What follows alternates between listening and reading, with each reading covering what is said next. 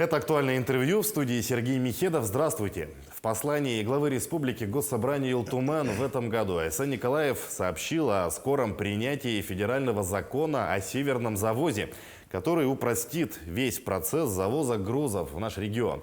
Как в этом году прошел северный завоз в летнюю навигацию и как организован в зимний период. В целом о главных итогах года расскажет гость студии Иннокентий Андросов, исполняющий обязанности председателя Госкому БЖ населения Якутии.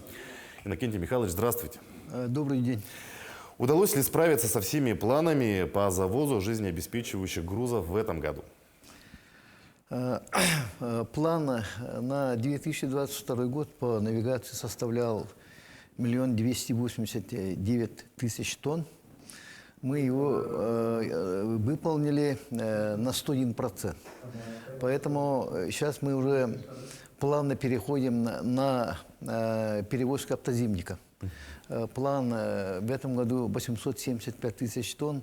Но, конечно же, мы обязаны его исполнить и выполнить, потому что от него зависит жизнедеятельность жителей арктических, северных, но в том числе отдаленных и в центральной Якутии в этом районе. Поэтому тут другой вопрос о том, что не выполняем ли что-то, какие-то эти, не стоит. Вот. Но отрадно, что понятие «северный завоз» уже законодательно на уровне Российской Федерации уже отрабатывается. И, конечно же, в этой работе очень большая заслуга нашего главы республики Илдархана Айсана Сергеевича Николаева. На уровне Совета Федерации Госдумы проведена большая работа. И, наконец-то, понятие «северный завоз» и направление, большое направление работы, которым только Республика Саха-Якутия до сих пор занималась, он будет узаконен. И, естественно же, если это все примут, тогда, наверное, будут и финансовые, выделение финансов на доставку жизненно важных грузов на северные наши улусы. Ну и федеральная поддержка плюс тоже. Да, федеральная поддержка. Ну и, конечно же, тут северный завоз, он имеет свои сложности разного рода. Вот у нас большая территория, экстремальность. Это же не учитывается, они это не знает федеральный центр.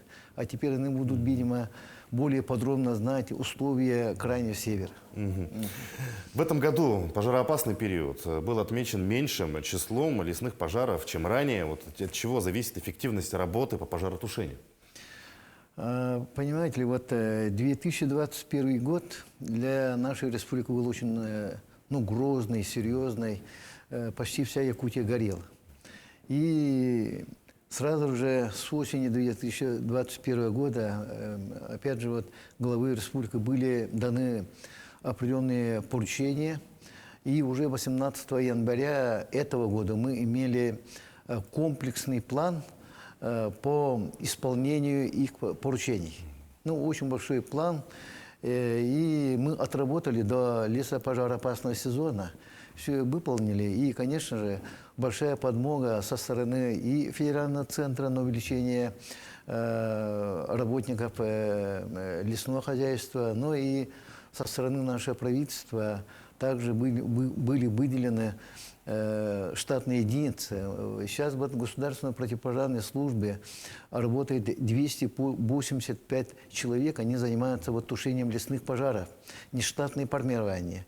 Кроме того, 41 единица спасателей, штатные единицы выделены, и мы создали аэромобильную группировку, которая первые сутки реагирует на тушение лесных и ландшафтных природных пожаров. Поэтому это, значит, еще подтверждено техникой. Мы получили 100 с лишним единиц техники, которые, значит, распределили между службой спасения, государственной противопожарной службой и республикой. Поэтому вся комплекс этих работ, они позволили в этом году очень активно работать. Кроме того, опять же, поручением главы республики в 2022 году, начиная с середины мая месяца, на территории республики работал самолет-зондировщик на искусственное вызывание осадков. Ну и эффективность данной работы, полностью, значит, расписано в отчете, который в наших руках. И на сезон 2023 года мы планируем его, опять же, заключить договор и провести. Поэтому к этому моменту мы будем ждать заявки от Минсельхоза на повышение, значит, повышение травы, травостоя для сенокошения, ну и, конечно же, на понижение пожароопасности в лесах. Поэтому будем работать.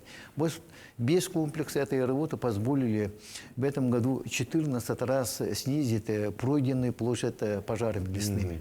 Эффективность налицо. Эффективность налицо, но эта работа в любом случае будет продолжена. Конечно же, это будет продолжено Министерством экологии и, конечно, вот госкомитетами и всеми нашими подразделениями. С какими трудностями столкнулись весной во время вскрытия рек? 2022 год, весна, по сравнению с сложными годами, он более-менее такой простой был. Но, несмотря на это, в целом-то по итогам и летне-осенних паводков, и весеннего паводка, ущерб составляет больше 500 миллионов. Но основное это Верхоянск. Но если вернемся вот к весне, то в весеннее время сложности были на реке Лена в Алекминском районе.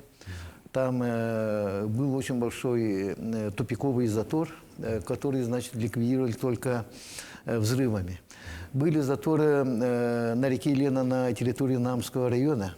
В пригороде города Якутска подрывные работы были проведены в Намском районе, на реке Лена и вплоть до Кавязского района.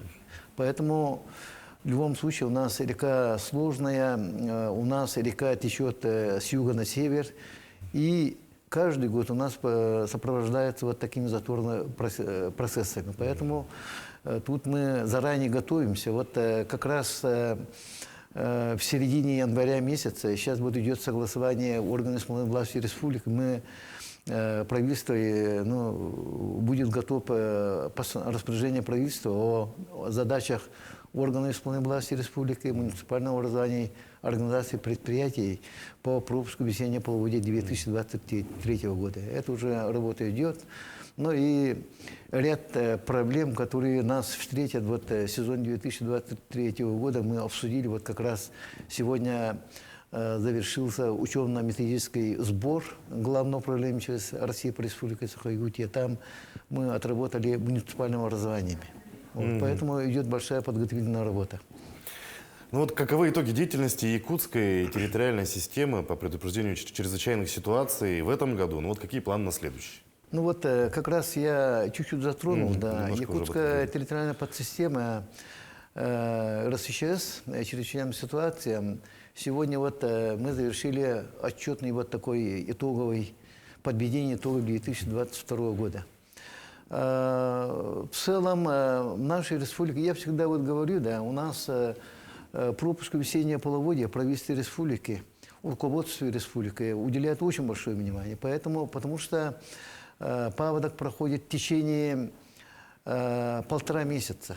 Поэтому все отработано. Но бывают какие-то мелкие рабочие моменты, которые мы всегда решаем при взаимодействии муниципального образования, предприятий, организаций. Поэтому очень таких серьезных сложностей не было. Но бывают какие-то ежегодно какие-то более отличительные моменты. Допустим, вот в этом году, в прошлом году как раз были вот ситуация Белюйским водохранилищем, как раз не было воды, а в этом году за счет летне-осенних дождей там очень большие объемы воды, поэтому даже вот осенью сделали санитарные попуски. Поэтому вот мы даже желаем, чтобы в следующем году, в 2023 году, весной воды будет много по реке Белюй. Вот. По сравнению с Центральной Якутией в прошлом году, значит, северный реки у нас там воды было мало, а осеннее время там как раз установление ледостава было на высокой воде. Поэтому вот год к году не приходится. 2023 год будет, скорее всего, очень сложный паводок, потому что осенью все малые реки, ну и в том числе крупные реки, в том числе наша вот река-матушка Лена, установление ледостава было на высоких уровнях. Это значит много воды. Притом у нас почва тоже влажная, увлажненность очень большая, поэтому, видимо, многоводная весна будет. Но, конечно, все зависит от температуры того времени, когда проходит вот ледоход. Ну вот летом в этом году были определенные сложности с летними паводками, с дождевыми в Верхоянском, в Кобяйском районе. Вот учтен ли этот опыт в будущем? Непременно. Вот у нас по зонам, да, допустим, это северная зона, центральная зона или южная зона, да, каждый год по-разному приходит весна. Вот циклично через 7-10 лет у нас затапливается север. Мы как-то предугадывали, что, скорее всего, очень сложно будет вот как раз по северным рекам. То и случилось вот как раз по реке Яна. И после обильных дождей, спровоцированные, значит, наледями верховья рек, вот Долголак, Сартан, Дыча, они спровоцировали вот такое сложное затопление.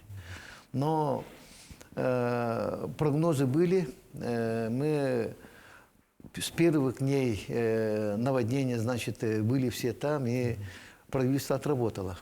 Поэтому слаженность была в этом году очень высоком уровне. Каждый день на уровне главы правительства были совещания, которые, значит, отрегулировали все моменты, штрихи, которые были сложности. Поэтому вплоть до проведения работ по ликвидации последствий этого паводка в Верхояне, строительные ремонтные работы, они очень хорошо проведены в срок. И до первых зимних морозов все работает, пока тут никаких вот проблем со стороны наших коллег от муниципального образования пока нету. Поэтому это, конечно, для нас делает большой урок на последующих таких катаклизмах, чрезвычайных ситуациях. У нас остается чуть менее 2 минут. Иннокентий Михайлович, какие еще главные итоги вы бы отметили в деятельности Госкомитета? Спасибо. Персональных поручений главы республики у нас 2 вопроса стоят, касающиеся техногенных пожаров. Первое – это нам удается пока в этом году удержать статистику. Идет снижение количества пожаров в домах, объектах, социальных объектах. Мы снизили на 16%. И снизили, значит, гибель людей в пожарах на 26%, но, к сожалению, пожары они идут. Вот, поэтому мы видим, что усиление профилактической работы, оно должно еще повышаться и идти вперед. И над этим вопросом мы работаем, и вот в конце года провели ряд совещаний по этому поводу. Вот. Но это один из основных проблем, которые сегодня у нас есть. Вот каждый день пожары, и люди вот погибают. Но некоторые раз мы спасаем и так далее. Поэтому мы в следующем году будем делать упор на усиление, значит, профилактической работы, снижение количества пожаров. На это достаточно хорошие предложения имеются, и будем работать. А я хотел бы, конечно, пожелать вот жителям как раз республики, да, предновогодние, предрождественские каникулы выйти бдительными. Как раз вот в эти дни у нас горят гаражи, бани горят. Поэтому быть бдительными и соблюдать меры предосторожности огнем и так далее. Вот, Иннокентий Михайлович, большое спасибо за такие действительно полезные пожелания. Но мы хотим вам пожелать в новом году достичь всех целей, улучшить работу по профилактике, о чем вы сказали. Ну и, конечно же, от себя лично хочу поздравить вас с наступающим Новым годом. Вас также и всех жителей республики наступающим Новым годом. А я напомню, вы смотрели актуальное интервью. Оставайтесь на нашем канале.